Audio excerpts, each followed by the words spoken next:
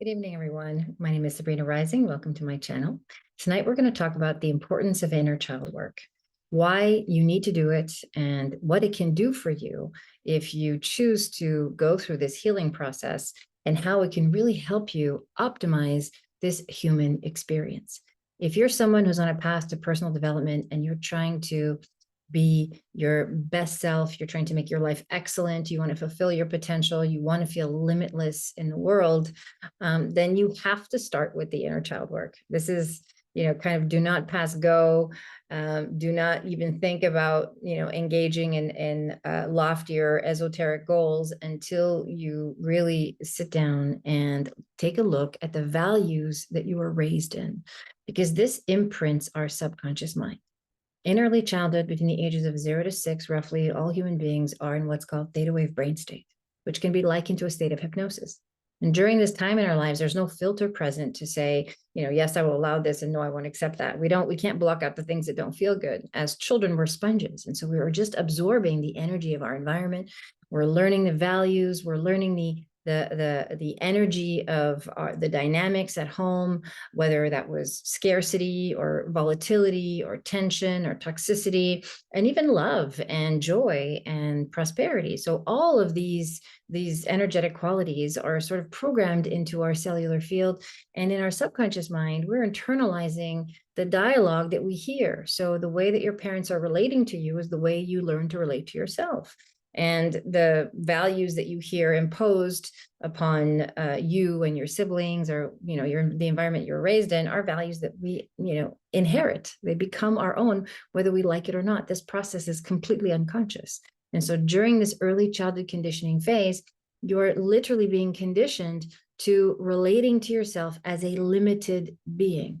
This is part of the human contract. This is the human experience. Okay, we're born whole, perfect, and complete, and as a limitless essence, and then we come in to this human incarnation and we learn limitation, we learn lack, we learn that we can't have this and we can't have that, and we shouldn't do this and we shouldn't do that, and we must do this in order to have that. And so we learn how to manipulate ourselves in order to become more pleasing to our environment, in order to become more approved of by our environment.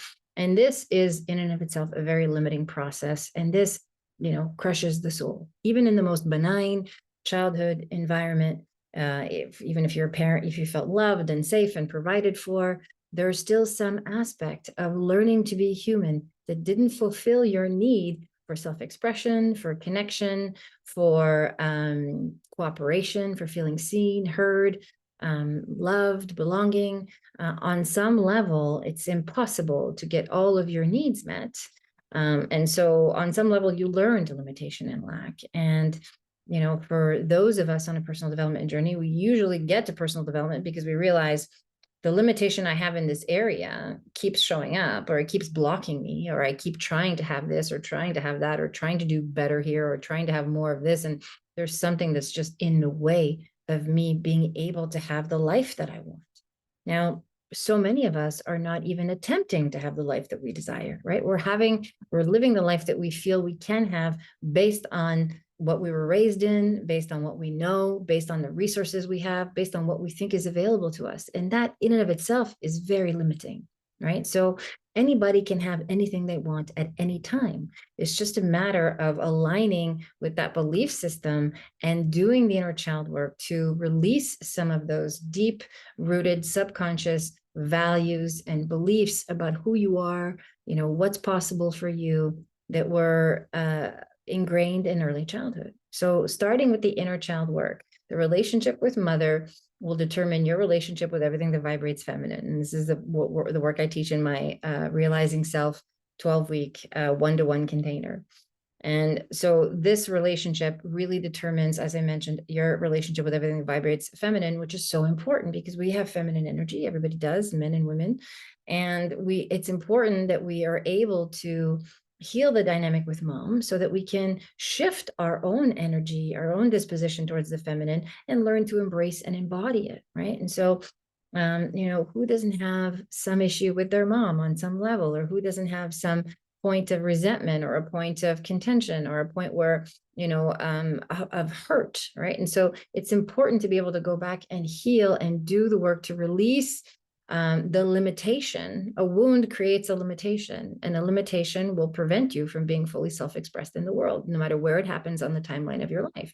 In early childhood, we're more prone to being wounded and having these limitations be conditioned because, as I mentioned, we're in theta wave brain state, so there is no filter, right? We're not aware enough. We don't have the cognitive development to decline something that doesn't feel good, right? Especially when it comes from our parents, right? These are the people that we depend on for our survival, for our emotional well-being, our physical well-being. And so whatever they say has to be true. And however they react has to be because of us and because of something we did or didn't do, right? This is the nature of early childhood development, is that we lean into our caregivers to tell us what's what. Are we a good person? Are we a not good person?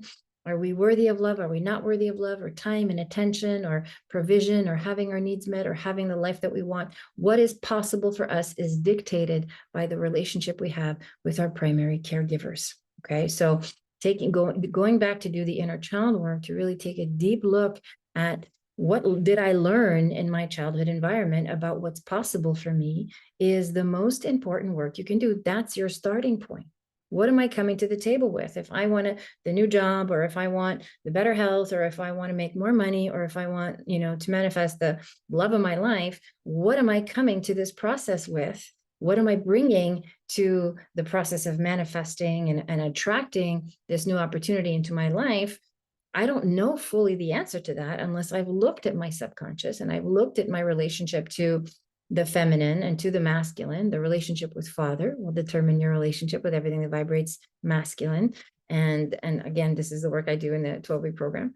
And so looking at that relationship will really give me an inside view into what comes up for me when I'm interacting with the masculine frequency, whether it's a man or something that represents the masculine, authority, structures, the world of form.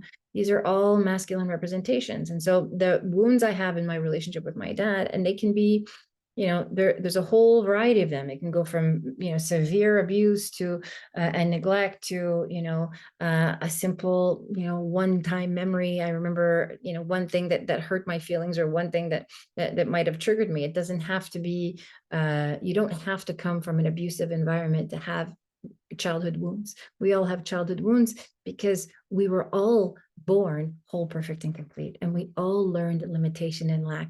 Again, as I mentioned earlier, this is part of the human contract. So this is what you're here to experience. And for all of us on a personal development journey, we get to a point in our journey where that limitation starts to hurt. It starts to be painful. We start to feel stuck. We start to feel like, why can't I improve? I have a conscious desire to create something, but a subconscious belief that's holding me down. And I don't know what that is until I do the inner work to examine my relationship with my family and the values that I learned. Then and only then, when I've developed this awareness of my conditioning process, can I really take personal responsibility for my beliefs and learn to shift them.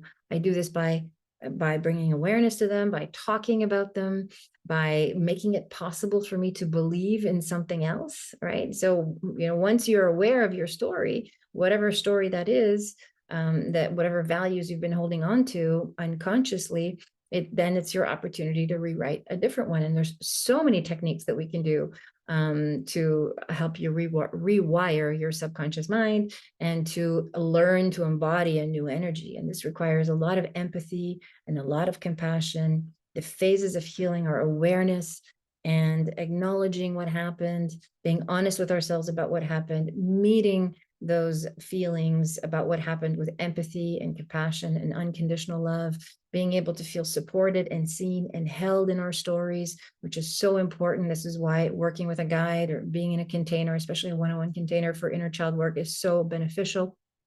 And then moving into a phase of acceptance so that we can learn to detach from the pain and making it personal, what happened to us in childhood, and learn to, at that stage, develop the equanimity necessary so that we can, again, live in non-attachment to what happened to us and rewrite our own story. This is where we get to shape our own values. We get to make choices about what's possible for us. As I mentioned, anyone can have anything at any time.